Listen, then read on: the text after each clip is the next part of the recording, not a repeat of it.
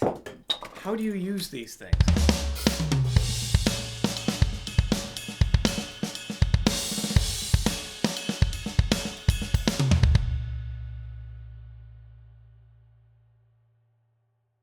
Alright, so today we are going over our grip and our stroke, or how we're holding the sticks and how we hit the drum head.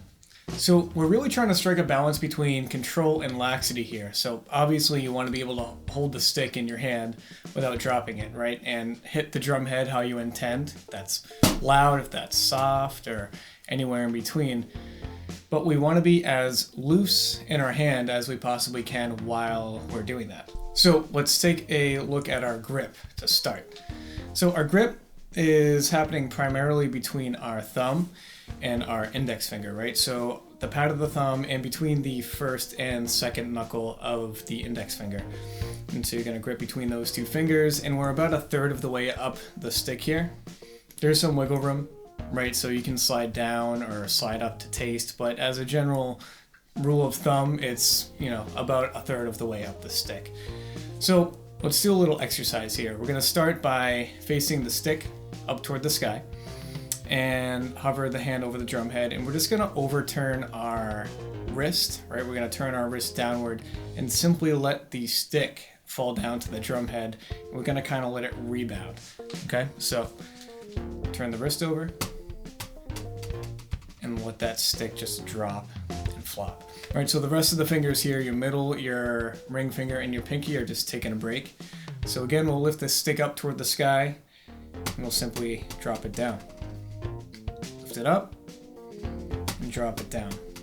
All right, so that rebound, we want that bounce. We want to see that rebound happening. What we don't want is to see the stick smushing into the drum head, right? So we don't want to have, that's too much control, right? On the spectrum of control and laxity, that's way too far over toward the right, toward control, right?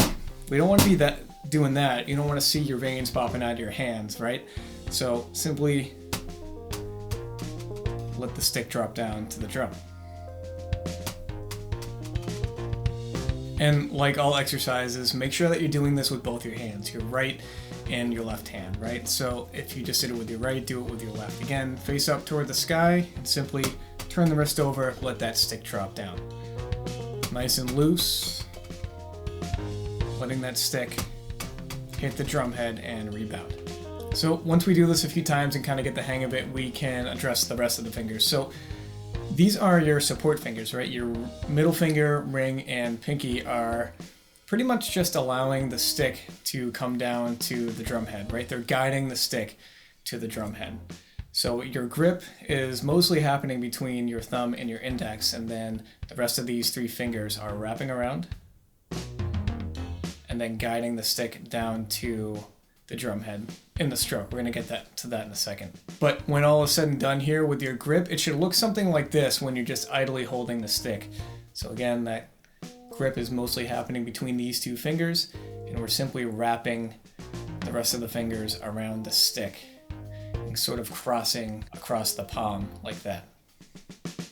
So let's talk about our stroke now. So we can drop these sticks for a sec, and we're just gonna talk about the hands. So we'll do a little exercise here. Let the hands just kind of hang a few inches above the drum head here, and we're just gonna strike the drum head with our hands. So let the hand flop down and kind of rebound off. We don't want to, again, we're trying to emulate what's going to happen here with the sticks when we get the sticks in our hand.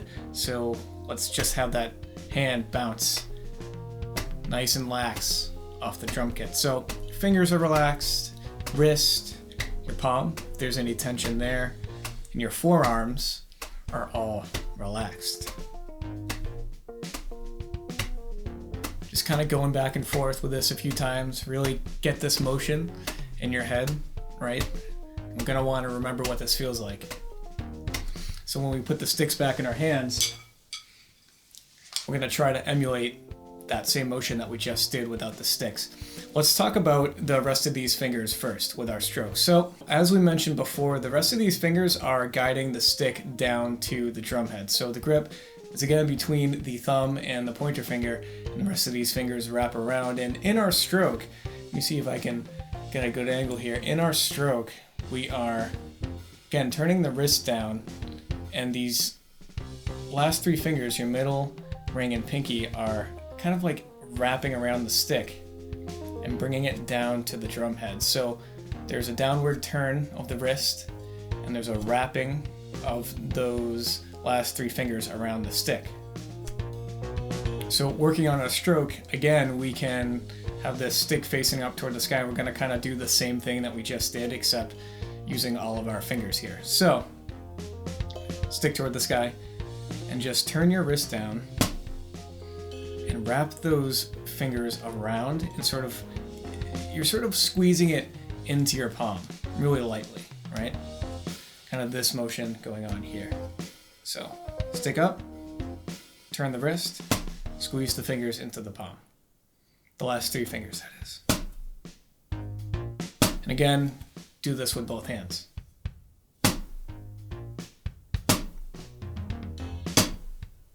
So with your stroke here, the majority of the action is happening in the fingers, right? In the wrists, and a little bit in the forearms, right? As you can see, my forearms are lifting up like a couple degrees, but there's not much movement happening.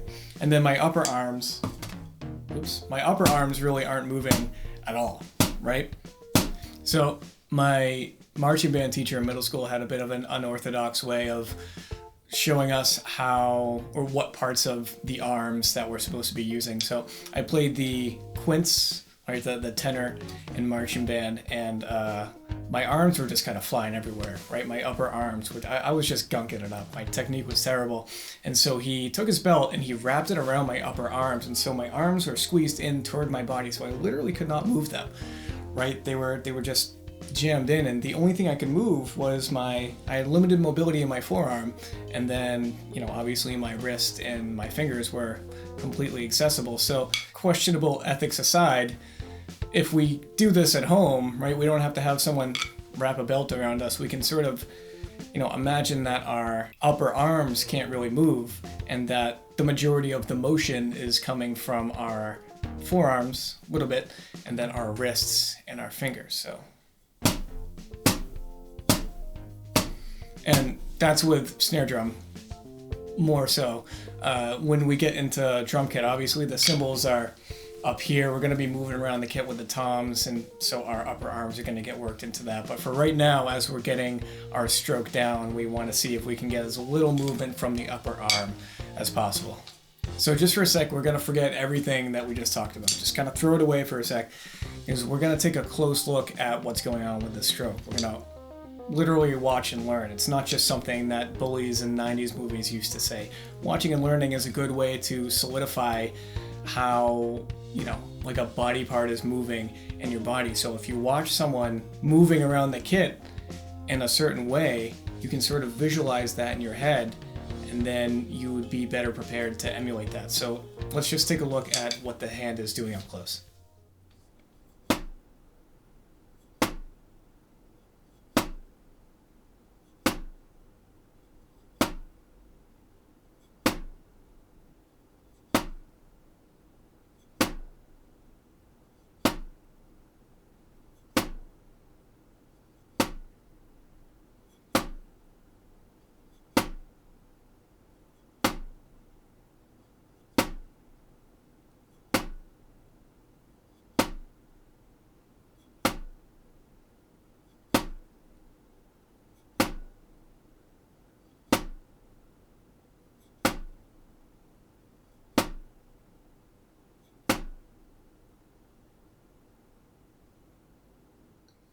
All right, and one last consideration before we wrap up this part of the lesson.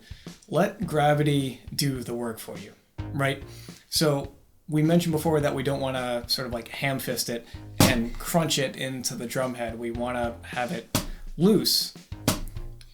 And by doing that, we're allowing gravity to sort of let the stick, or bring the stick down to the drum head without us doing much, right? So we're doing as little work as possible. As drummers, we want to be lazy because we're using a lot of energy, right? Our bodies are moving, our arms, our legs, hands, and feet, everything is moving. And especially if you're playing for a long time, you're going to get tired. So even as something as little as your stroke, conserving energy there is going to make a big difference in the long run. So let gravity do the work for you.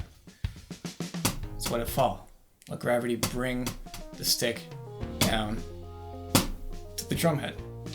And before we wrap all this up here, let's take a second to talk about stick selection. So there's 1,000 sticks under the sun and the moon.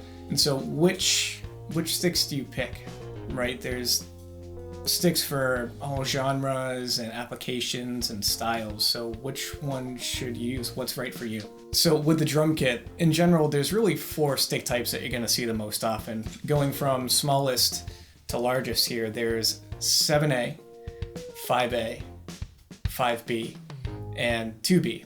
So 7A is the skinniest in diameter and the shortest, and then your 2B is your longest and fattest in diameter, right? So which sticks you end up choosing is going to depend on your body and your style, your genre, right? So if you're playing jazz, 2Bs might not be the right choice for you because it's going to be loud, it's going to be bombastic, and you're going to overpower everybody, whereas jazz is more of a, can be, this is a generalization, but it can be more of a nuanced, dynamic genre.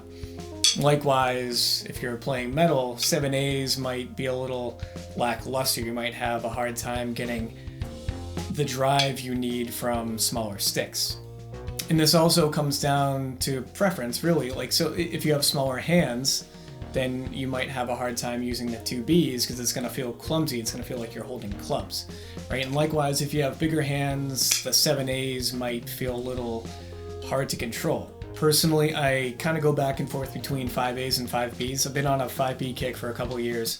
These are ProMark 5B forwards. So that just means that there's I think it's like a ½ inch added onto the end of the stick here. So that allows me to sort of lean back in my playing. I don't like to lean forward, so that extra ½ an inch really makes a big difference in my playing. So if you're just starting out, get a few pairs. Get some 7As, some 5As, and 5Bs and see how they feel with your playing. So a little note before we move on here, when you're working on your grip, designate some time in your practice schedule to work on your grip and your stroke specifically, right? So I like to do this with rudiments, singles, doubles, and paradiddles are good ways to zero in and focus specifically on what your hands are doing with your grip and your stroke. If you're working on other things like reading or another technical aspect of your playing, let that time be specific to those things. You don't want to have your stroke practice bleeding over to those things. You don't want your mind to be on what your hands are doing. This is going to come with time. If you designate some specific time to practicing and focusing on what your hands are doing, it is going to improve. All right, so that's going to be it for today's lesson. And just a little note before we wrap, if this is the first video that you're watching on this channel, it's a part of a bigger beginner series, so you might want to check out some of those other videos that are hanging around there that cover topics like how to play your first beat on the kit, how to read music notation. It's a good launching point if you're just starting your drumming journey. And of course, one little plug before we wrap up here. If you feel like my teaching style works for you, I'm currently taking on new private lesson students as of when I release this video.